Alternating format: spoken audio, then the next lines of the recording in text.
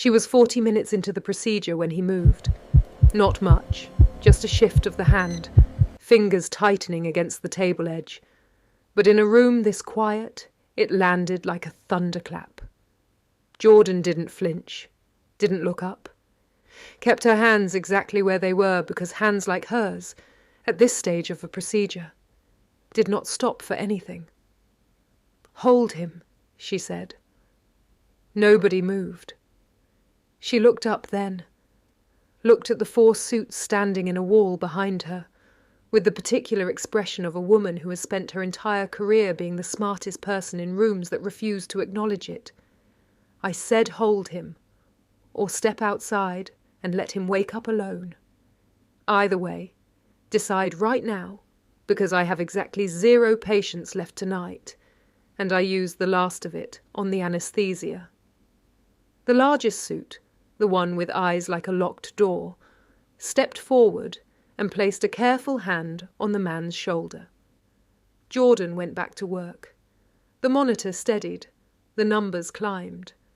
The room breathed again, though Jordan didn't. She had been in Seoul for 14 months. Black American, 29, trauma nurse on a 2-year medical exchange program that had cost her more in pride than she'd budgeted for. She had been talked over in morning briefings, redirected in corridors, had her assessments quietly reassigned to less qualified colleagues who looked more like what this hospital expected a qualified colleague to look like. She had swallowed every single instance of it because she needed this program, needed the research access, needed the soul connection for her work, and because Danny, her younger sister back in Atlanta, was sitting on a $47,000 waitlist for a procedure that their mother was pretending not to worry about. Jordan Hayes had a lot of reasons to stay in her lane. Tonight she had stepped out of it anyway, because the man on her table was dying on a schedule, and she was the only person in the building willing to care. She sutured the final layer with the focused precision of someone who had done this 1,000 times and intended to do it 1,000 more. Then stepped back, stripped one glove, and read the monitor the way other people read a sentence. Quickly, completely, with full comprehension. "He's stable," she said. The room exhaled, and then Ryun Seok-jin opened his eyes, not slowly, not with the foggy return of normal sedation, like a switch, one moment absent, the next entirely disconcertingly present. Dark eyes scanning the ceiling, the equipment, the suits, and then Jordan. He looked at her the way almost nobody looked at her in professional settings. Not through her, not past her, not with the brief recalibration that happened when rooms quietly decided she was less than advertised. He looked at her directly, with the complete, unhurried attention of a man who had spent his entire life deciding what was worth his focus, and had just made a decision. Jordan looked right back. "Don't move," she said in Korean. "I'm not finished." Something shifted in his expression, recalibration of a different kind. He stayed still. She finished the secondary dressing, checked his vitals, straightened up and looked at the largest suit. 48 hours rest, antibiotics, I'll write the specifics, and a follow-up assessment in 2 days.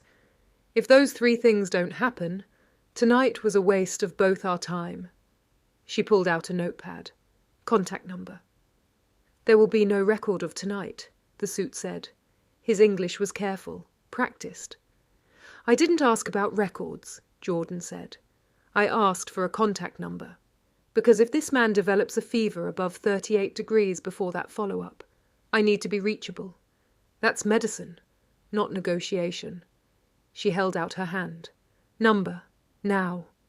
A card appeared. Matte black. No name. Only digits. Jordan looked at it for exactly 1 second. Then she picked it up and put it in her coat pocket. She turned to leave. "Miss." The voice came from the table. Low, measured. Accented English that was, she noted with mild, involuntary surprise, nearly flawless. She turned around. Ryun Seok-jin was watching her from flat on his back, pale, still connected to a monitor finding its rhythm, and somehow managing to do it, with the bearing of a man who had never in his life looked up at anyone and wasn't entirely sure how to process the experience. "Your name," he said. Jordan considered him for a moment. "Hayes," she said. "Jordan Hayes."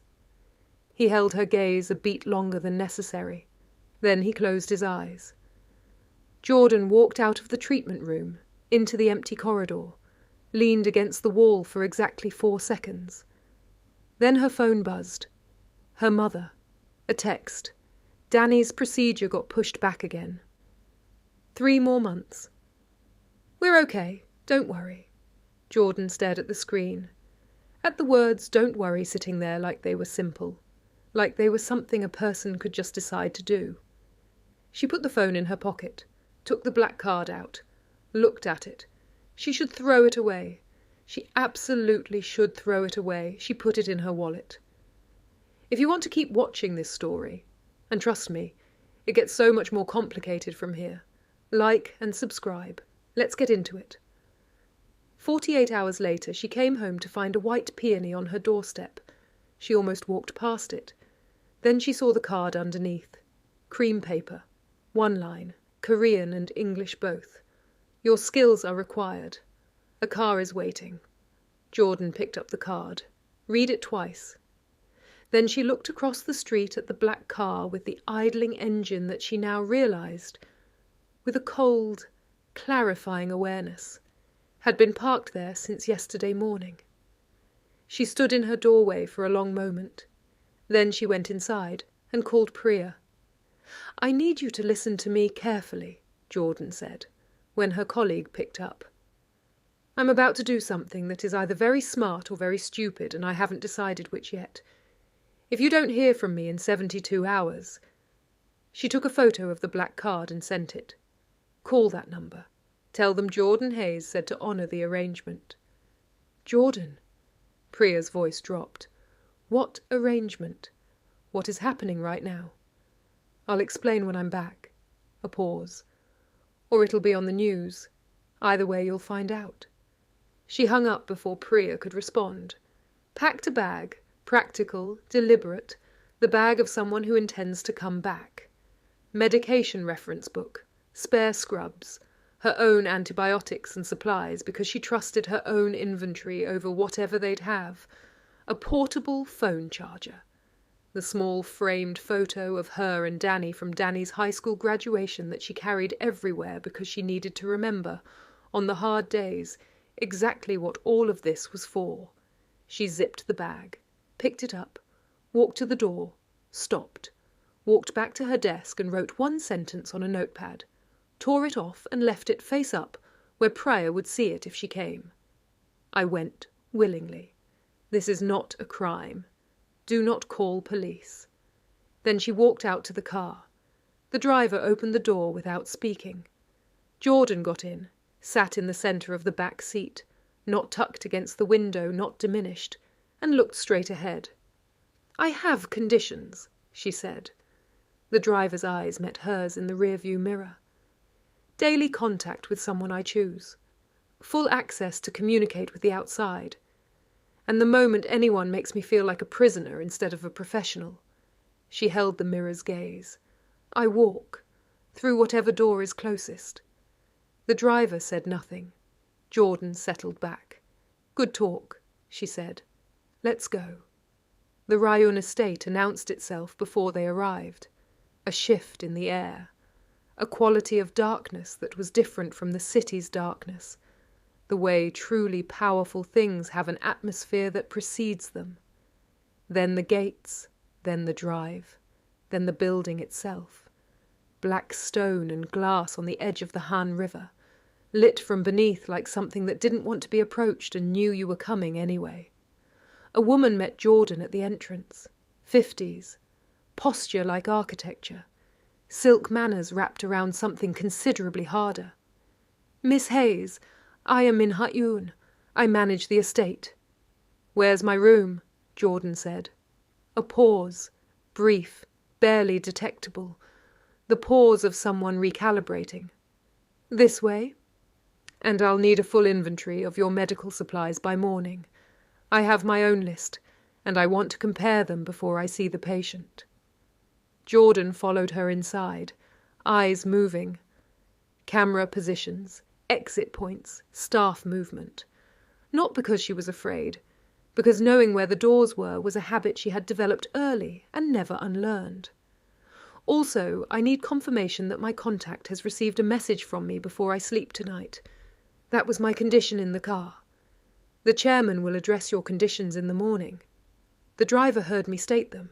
If they weren't relayed, we have a problem before we've even started. Jordan stopped walking, looked at Ha-eun directly. I'm not difficult, Ms. Ha-eun. I'm precise. There's a difference. I think you probably understand that. The older woman studied her for a long, unreadable moment. Then something shifted, almost imperceptible, a degree of warmth entering a very controlled expression. Your contact will receive a message tonight, Ha-eun said. The inventory will be ready at 6. Thank you, Jordan said. Now show me the room. She was asleep within 10 minutes, bag still half packed, framed photo of her and Danny on the nightstand, doors memorized, exits mapped. Ready for whatever morning brought. Morning brought Ryun, Seok-jin. He was at the window when Ha-eun led her in. Dark-fitted shirt, arm in a sling, the Han River silver behind him.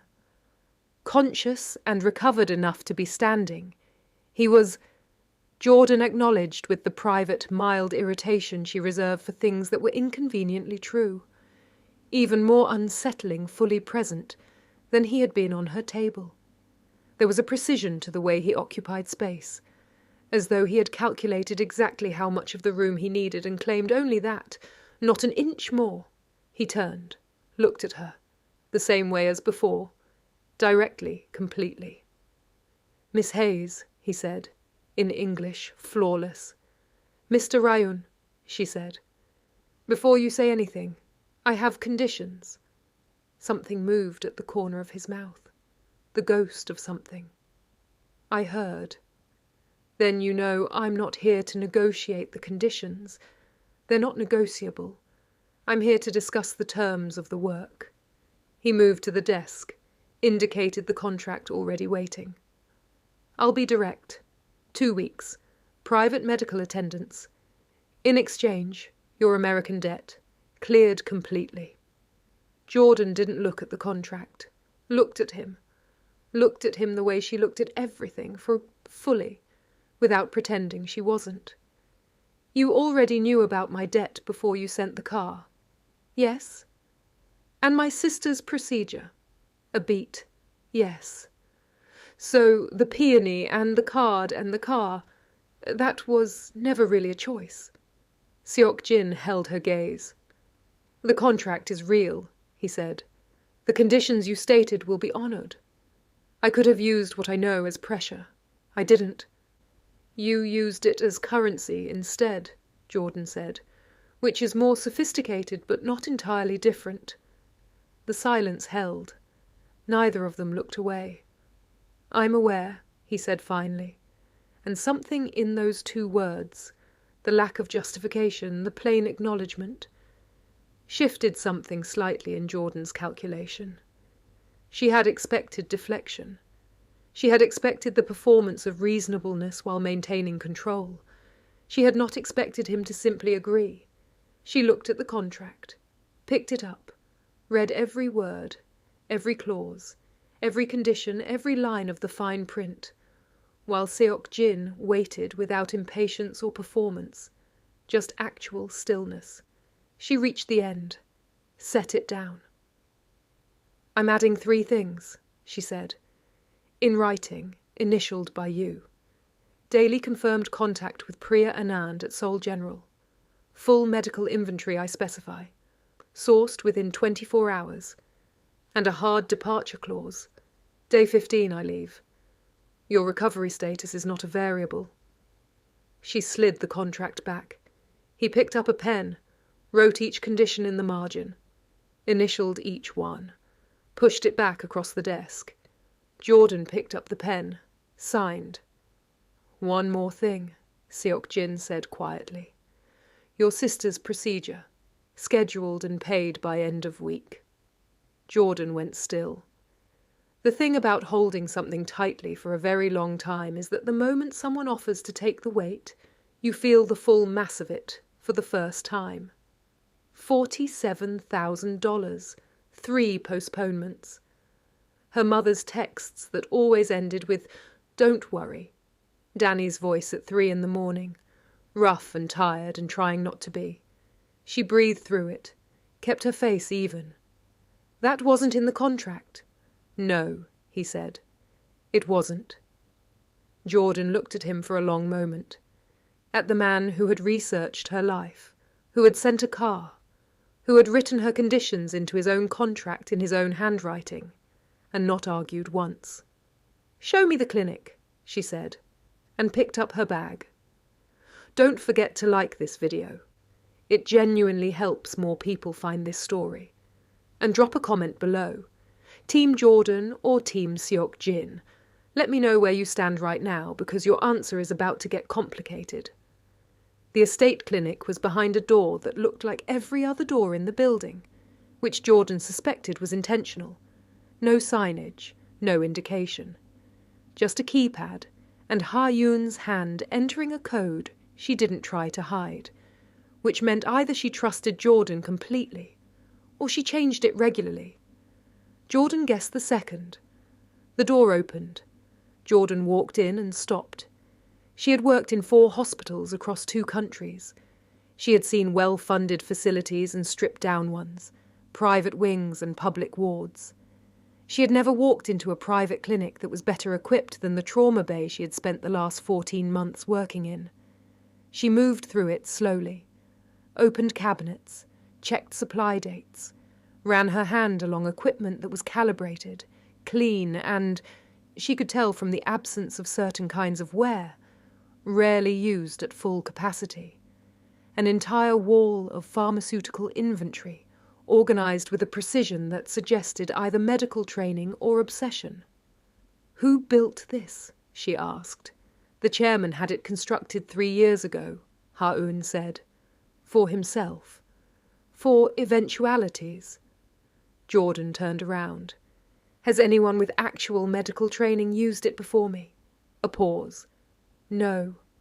She looked at the room for a moment longer. A facility like this, built 3 years ago and never properly used, told her more about Ryun Seok-jin than anything she had read or heard.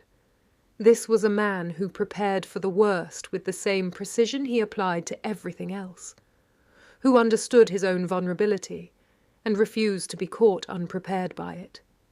She found it, against every sensible instinct she had, respect-worthy. She put that away. "Tell him I'm ready." Seok-jin arrived 7 minutes later. No entourage, just him, which surprised her. She had expected the suits, the wall of presence, the performance of importance. Instead, he came alone, closed the door behind him, and sat where she indicated without being asked twice. Jordan worked. The wound was worse than the initial procedure had addressed. A secondary complication. Quiet but progressing. The kind of thing that announced itself gradually and then all at once. She had seen it forming during the emergency surgery, and said nothing because that was not the moment for that conversation. This was. "You have a secondary issue developing," she said, hands moving with efficient precision. "Nothing critical yet.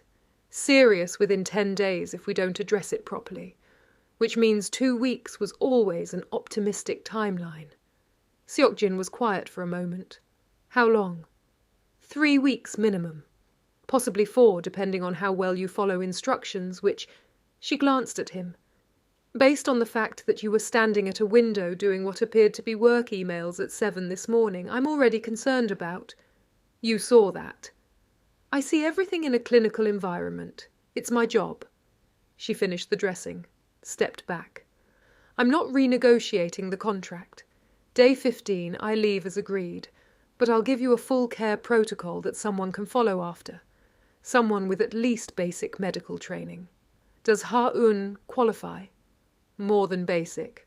Good. She made a note. Twice daily checks. Antibiotics at 7 and 7. I'll confirm your supply. And if you feel heat spreading from the wound site, you find me immediately. Not when it's convenient. Immediately. Understood, he said. She was capping her pen when he said, without particular emphasis, "You're not what I expected." Jordan looked up. "What did you expect?" "Someone more careful," he said. "Around me." "I'm extremely careful," Jordan said. "I'm careful about the things that matter. Your ego isn't one of them." She picked up her clipboard. "Your shoulder is, so we're good." She was almost at the door. "Miss Hayes." She turned. He was watching her with that direct, undeflected attention. "The Darnie situation," he said. "I want you to know. It was not intended as leverage. It was intended as—" He paused.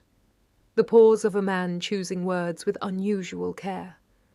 "A demonstration of good faith." Jordan held his gaze for a long moment. "I know the difference," she said. "I'm still deciding which one it was." She left. In the corridor, Ha-un was waiting with the medical inventory list. Jordan took it without breaking stride.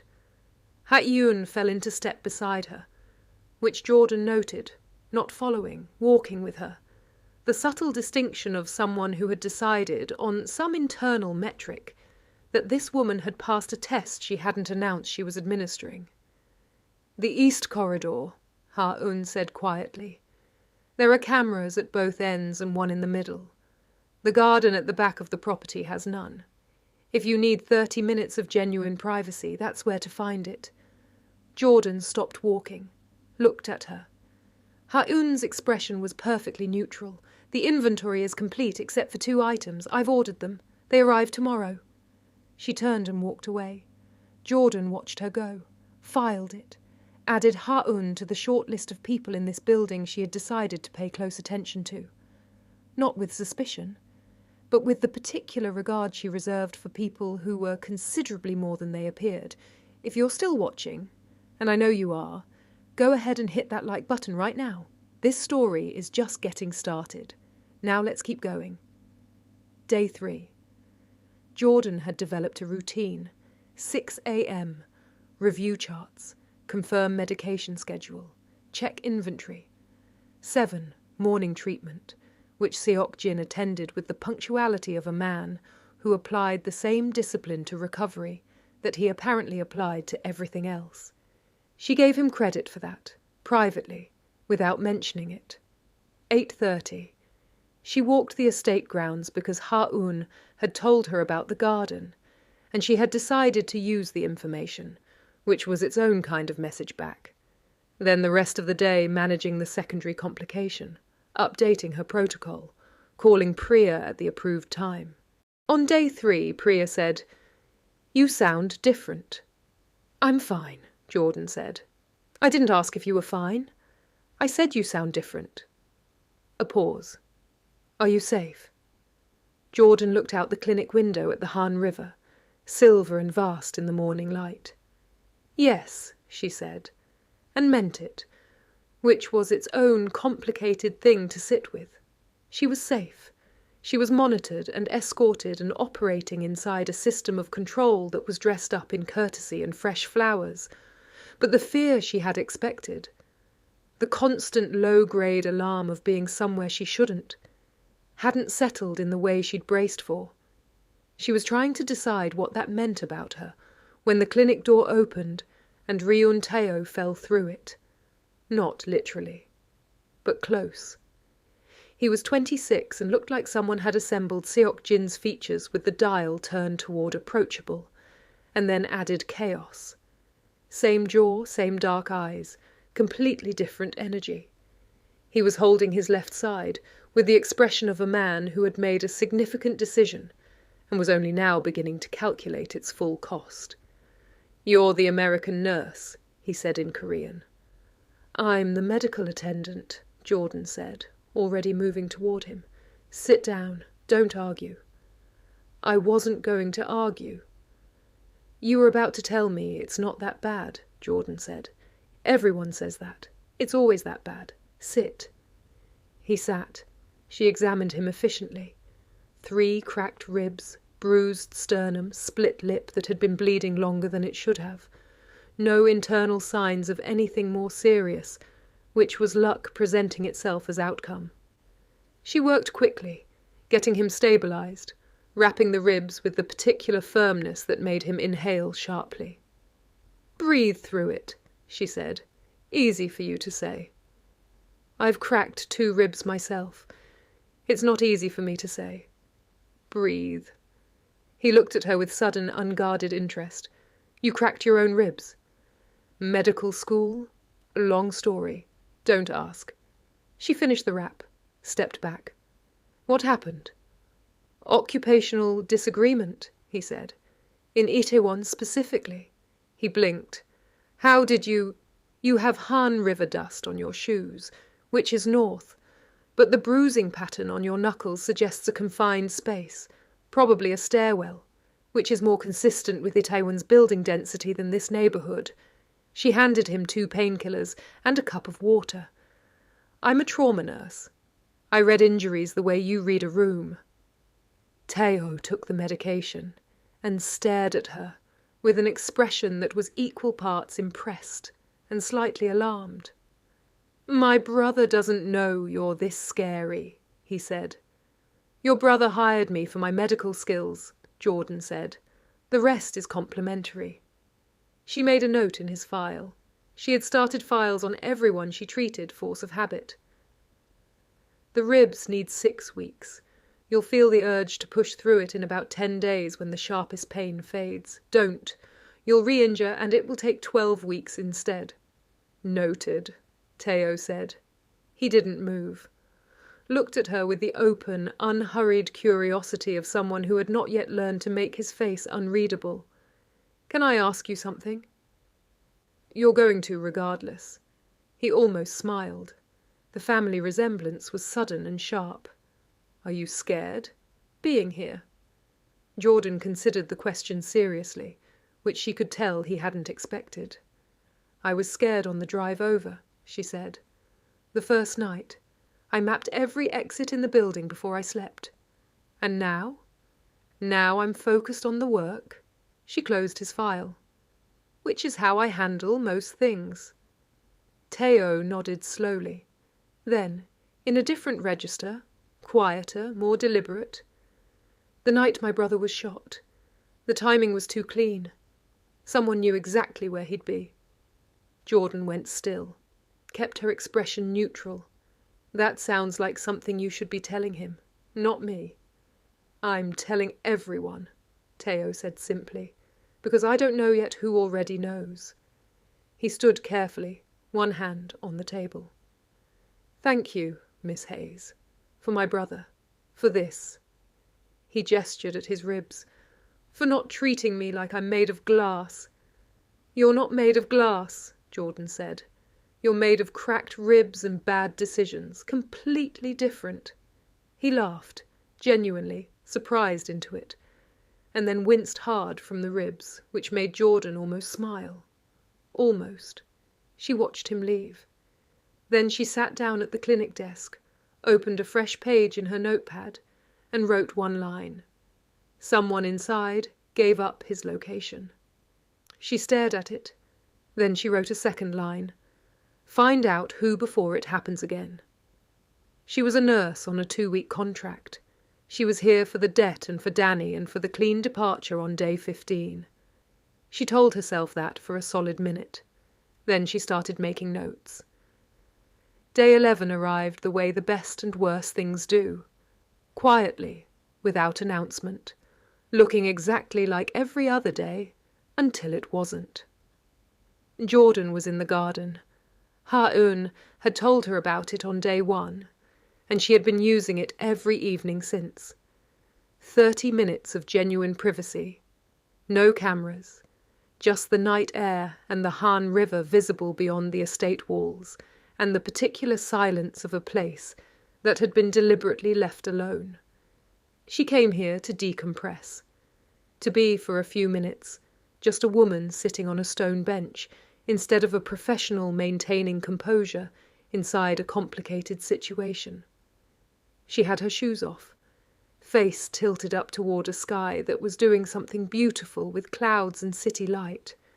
Somewhere between the clinical precision of her days and the careful management of every interaction, this was the only place she let herself be tired. She didn't hear him coming. Seok-jin had come to find her about a scheduling matter. Something minor, something Ryun could have handled, something he had told himself was worth the walk out here. He stopped at the garden entrance.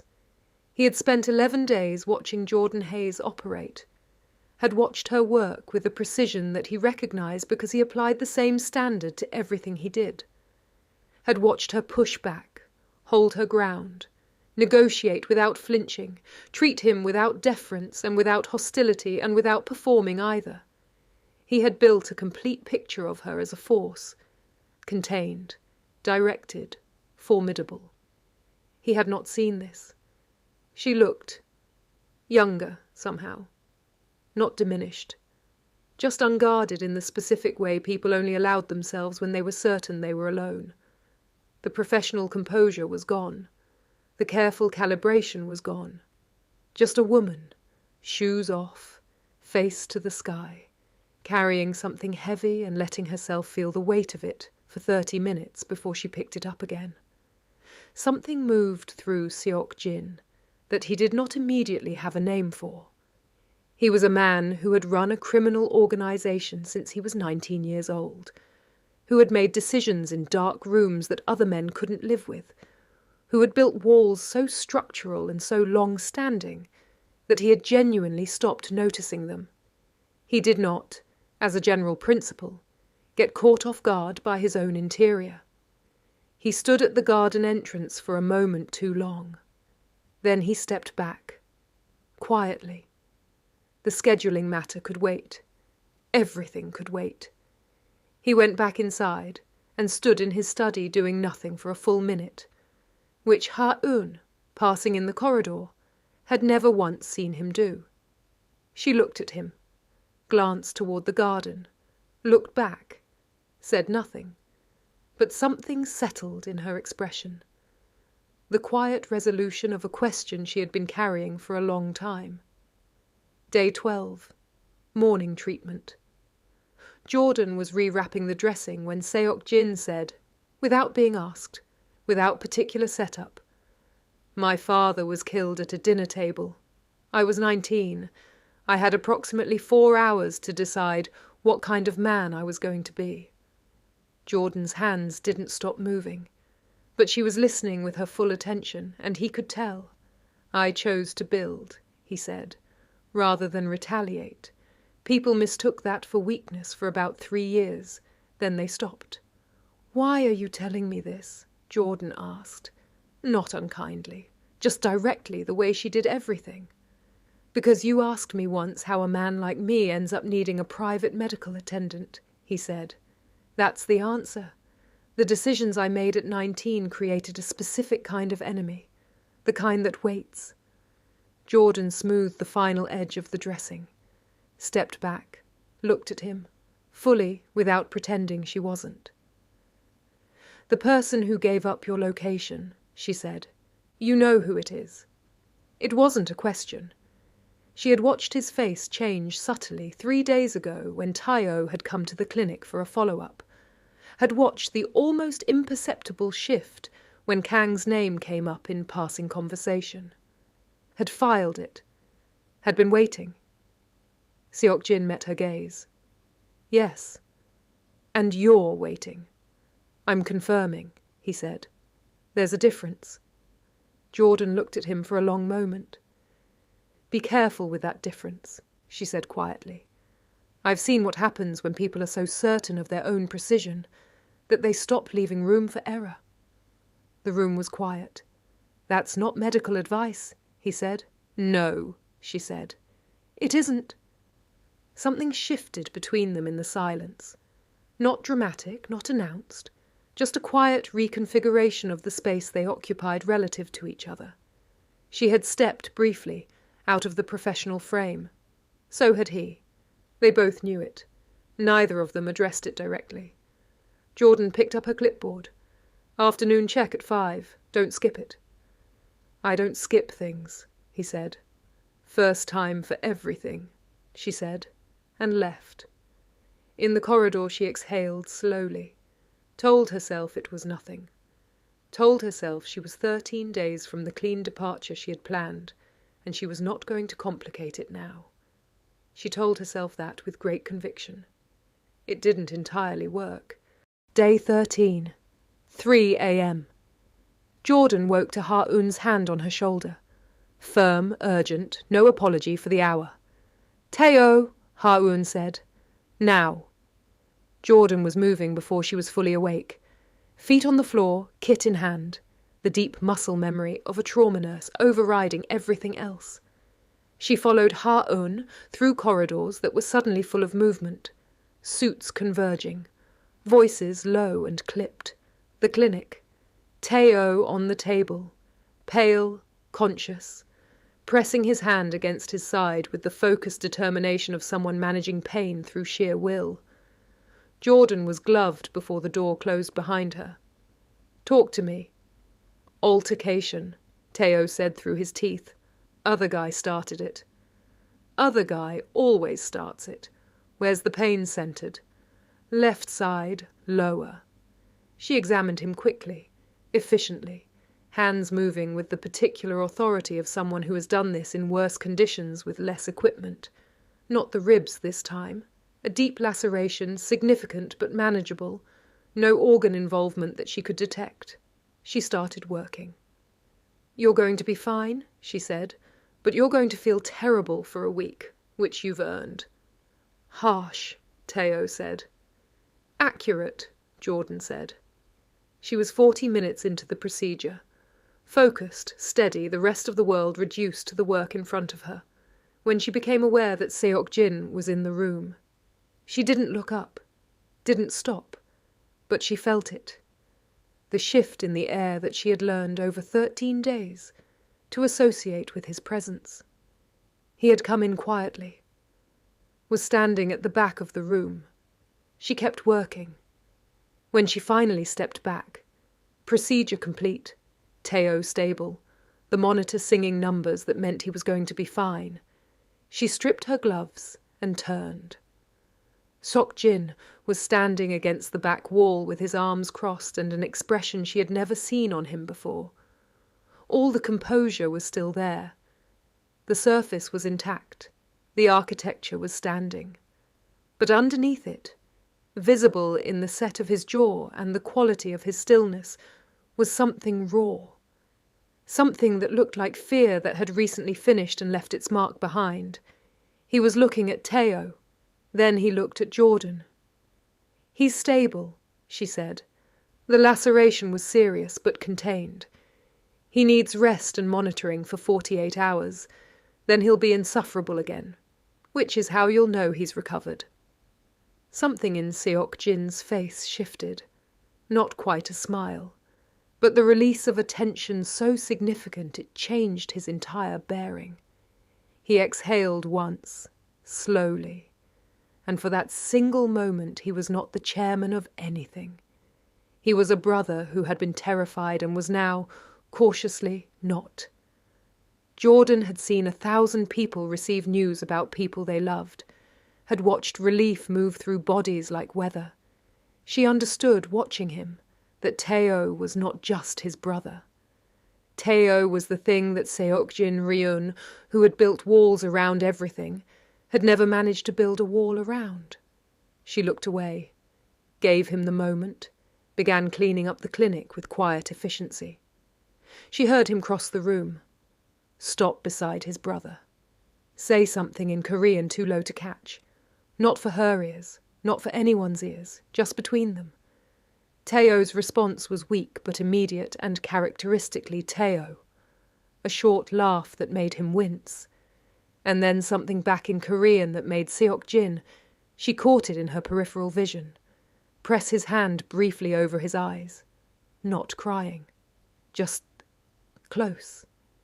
Just human in a way he had clearly not planned to be witnessed. Jordan finished cleaning, picked up her kit, moved toward the door. "Miss Hayes." She turned. Seok-jin was composed again, the surface rebuilt, the walls back. But she had seen behind them. They both knew she'd seen behind them. "Thank you," he said. The same words as the first time. But they meant something entirely different now, and the room understood it. "That's what I'm here for," Jordan said. She meant it as a professional statement. It came out as something warmer than that. She heard it as it landed and kept her face even, and left. In the corridor she stood still for 10 seconds. 12 days.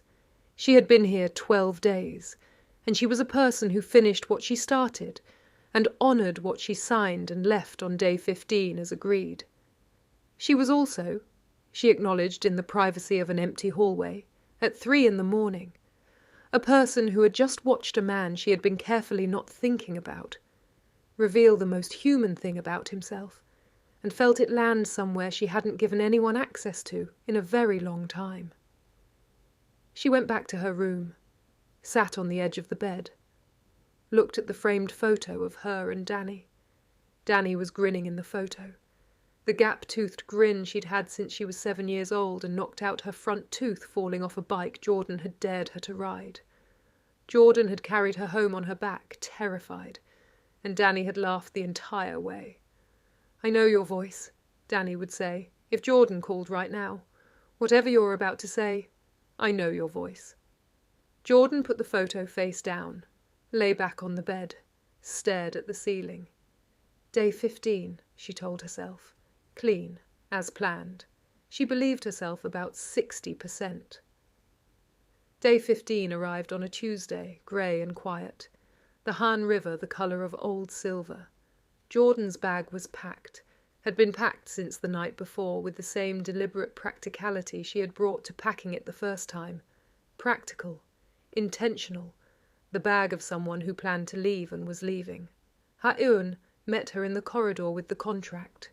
Stamped, witnessed, terms fulfilled, debt clearance confirmed. Danny's procedure not just scheduled but completed. 3 days ago, successful, Danny home and recovering and apparently already arguing with their mother about what she could and couldn't eat, which meant she was completely fine. Jordan held the document for a moment, felt the weight of what it represented. 14 months of sleepless nights and careful budgeting and wiring money home and sitting with the particular helplessness of loving someone you can't fully protect from a distance. Gone. Completely gone. She folded it, put it in her bag. "The car is ready," Ryun said, then quieter. "He would like to walk you out." Jordan looked at her. "He didn't ask me to tell you that," Ryun said. "I'm telling you because I think you should know." Jordan picked up her bag. "Okay," she said. Seok-jin was in the entrance hall. No suits, just him, coat on, hands at his sides, and Jordan noticed, with the clinical attention she applied to everything, that his hands were not entirely still. A barely perceptible tension. The hands of a man maintaining composure around something that was making composure difficult. She had spent 15 days reading his body. She knew what he looked like composed.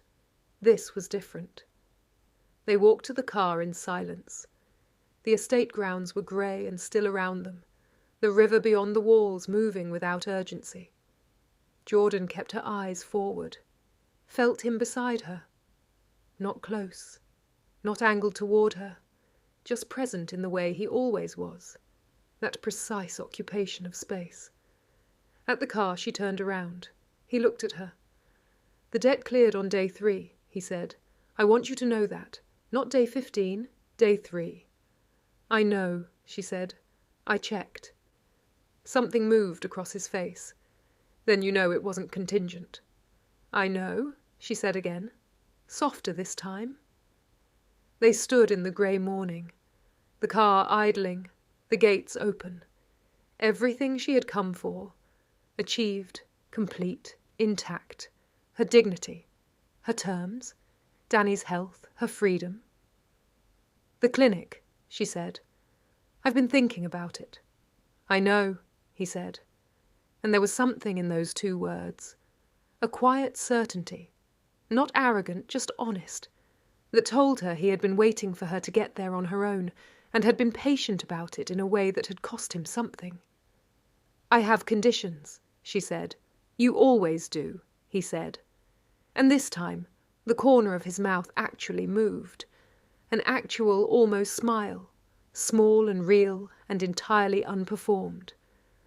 Jordan looked at him for a long moment, at the man who had written her conditions in his own handwriting, who had let her walk the estate at night unmolested, who had left the garden unwatched because Ha-un told her to use it, and Ha-un didn't do anything without his knowing, who had stood in a clinic at 3 a.m.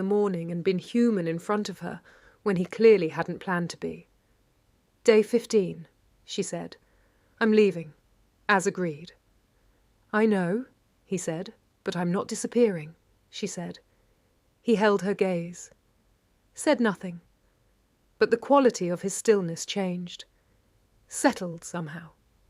Like something that had been held carefully for a long time finding a surface to rest on. Jordan picked up her bag, got in the car. At the gate she didn't look back this time. She didn't need to. She already knew he was standing there 3 weeks later. Seoul General, Tuesday morning. Jordan was charting post-shift when her phone buzzed. Unknown number, except it wasn't unknown. She had memorized those digits the night she put the card in her wallet, and she had never once admitted that to herself until now. One message, no preamble. "I found the location. Mapo-gu, corner building, 2nd floor. Good light. Enough space for 12 consultation rooms. I haven't signed anything." Jordan stared at the message for a long time. Then she typed, "Send me the address." His reply came in 30 seconds. Just the address, nothing else. She looked at it, looked at the ward around her, the overcrowded waiting room, the understaffed corridors, the patients she saw every shift who fell through every crack of every system that claimed to serve them. She looked back at the address. Then she called Danny. Danny picked up on the second ring, voice bright and sharp and fully recovered. The voice Jordan had been waiting to hear for 3 months. "Before you say anything," Danny said immediately, "I already booked my flight." Jordan went still. "What?" "Seoul. 2 weeks from Thursday. I want to see where you live. I want to eat everything and—" A pause. The particular pause of a Danny who had already decided something and was choosing her moment. "I want to meet him. Danny. Jordan." Her sister's voice went warm and serious simultaneously, the combination that had always been impossible to argue with. "Someone paid $47,000 for me. Someone who didn't know me, who had every reason to use it as leverage and didn't. Someone my sister calls from foreign countries at 4 a.m. and pretends she's fine." A beat. "I want to look him in the eye." Jordan pressed her hand over her mouth, looked at the ceiling, felt something loosen in her chest that had been tight for so long she had forgotten what it felt like before. "He's not going to know what to do with you," Jordan said finally. "Good," Danny said. "Nobody does. It's my greatest skill." Jordan laughed. Actually laughed. The real one. The one that didn't cost anything. 2 weeks from Thursday, she said. 2 weeks from Thursday, Danny confirmed. "Oh, and Jordan, go look at the building." Jordan looked at the address still glowing on her screen. "Yeah," she said quietly. "I think I will." She ended the call, sat for a moment in the particular stillness of a decision that had already made itself. Then she picked up her coat, her bag, her phone, typed one message, "I'm on my way," sent it before she could think about it. Walked out of Seoul General into the Seoul morning. Grey and bright simultaneously, the city loud and indifferent and full of possibility, and hailed a cab to Mapo-gu. He was already there when she arrived. Standing outside a corner building, second-floor windows catching the morning light. No suits, no estate. Just him and a set of rolled architectural plans under one arm. He looked up when the cab pulled over, watched her get out, didn't move toward her, just waited, in that way he had, with the patience of a man who had decided something was worth being patient for. Jordan crossed the street, stopped in front of him, looked up at the building, the windows, the corner position, the neighborhood around it. People moving through a district that she had already been quietly researching for 3 weeks, because she had been thinking about the clinic since day 11, and she was honest enough with herself now to admit that. 12 consultation rooms, she said. 13 if we reconfigure the back, he said. She looked at him. He looked at her. The morning moved around them. I have conditions, she said. I know, he said. He unrolled the architectural plans, held them out, and there, across the top of the first page, in the same handwriting she had watched write her conditions into a contract margin on day 1. The Hayes Clinic. Jordan looked at it for a long moment, felt it move through her, the whole weight of it, everything it had taken to get here, Danny's voice on the phone, the garden at night, the framed photo, the matte black card she had never thrown away. She looked up at him. You spelled it right, she said. I checked twice, he said. She almost smiled. Then she actually smiled, the real one, the one that didn't cost anything, and reached out and took the plans from his hands. Show me the back, she said. If we're getting 13 rooms, I want to see where they're coming from. He held the door. She walked through it. 2 weeks later, a restaurant in Itaewon. Corner table, good light, the kind of place that was neither too formal nor too casual. Chosen, Jordan suspected, with the same precision he applied to everything. Seok-jin arrived to find Danny Hayes already seated across from his chair, chin in her hand, gap-toothed grin fully deployed, looking at him like a woman who had prepared questions. He stopped, looked at Danny, looked at Jordan, who was seated beside his empty chair, with an expression that was carefully, professionally neutral. You didn't tell me, he said to Jordan. I mentioned my sister was visiting, Jordan said. You didn't mention she would be here tonight. Didn't I? Jordan said. I thought I did. Sit down, Seok-jin. She doesn't bite. I might, Danny said cheerfully. Depends on the answers. She leaned forward. Okay. First question. My sister has been carrying our family since she was 19 years old. She has never once in her life asked anyone for anything. So I want to know, what exactly did you see in her that made you think she was worth the kind of patience you apparently have? The restaurant continued around them. Seoul moved outside the windows. Ryun Seok-jin, chairman of the most precisely run criminal organization in the city, a man who had faced down rivals and betrayals and a lifetime of rooms that underestimated him, looked at Danny Hayes across a dinner table, and for the first time in recent memory, did not immediately know what to say. Jordan picked up her water glass, looked at the river through the window, did not help him, not even slightly. He deserved to earn this one.